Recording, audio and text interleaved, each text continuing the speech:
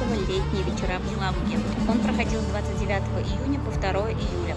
Гости фестиваля смогли насладиться классическими произведениями в исполнении лучших коллективов республики. Всего в фестивале приняли участие 11 музыкальных и вокальных коллективов и 21 исполнитель. Художественным руководителем фестиваля является пианист, заслуженный артист Российской Федерации Борис Березовский.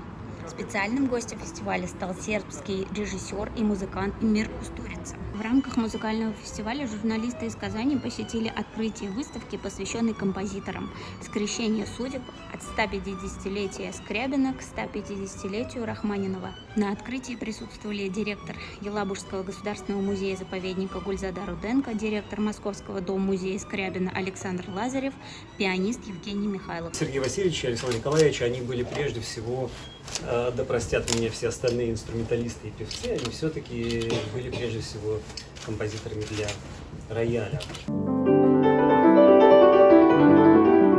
На выставке в качестве экспоната была представлена реконструкция слепков рук композитора Скрябина. Жители и гости Елабуги начали собираться на фестиваль в парк Шишкинские пруды задолго до его начала. За 5 лет проведения фестиваля местные жители уже привыкли к подобному культурному времяпрепровождению и поэтому приходили и располагались на поле с пледами и стульчиками.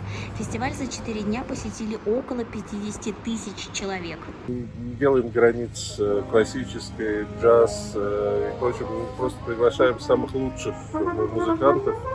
И вот получается такой коктейль. И в этом, наверное, наше отличие, потому что нет классической музыки. Есть же классический фестиваль, есть джазовый, есть поп, есть там, я не знаю, что. Здесь все смешано.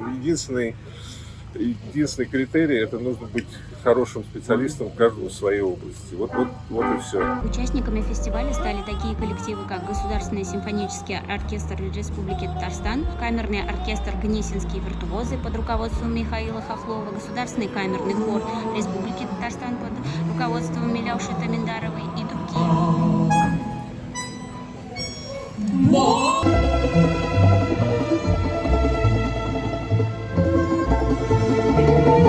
На огромном поле парка Шишкинские пруды царила невероятная атмосфера. Было ощущение, что жители Елабуги уже привыкли к такому творческому духу, царящему в городе. Я недавно ездил в Сербию, меня попросили там поучаствовать в одном мероприятии, я там с ним очень познакомился и, естественно, попросил его приехать сюда, и он согласился, за что я ему безумно благодарен.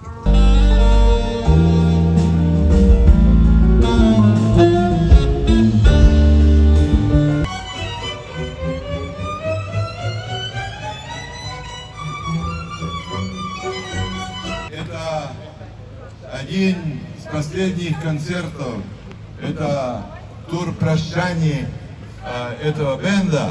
И я очень рад, что играем здесь, где закончила Марина Цветаева. Вот так вот.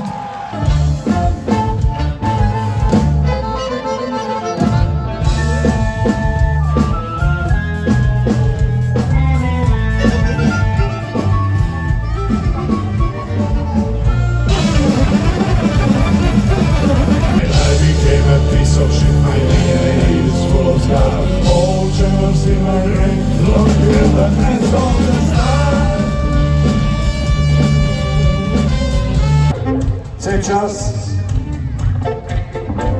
let me introduce you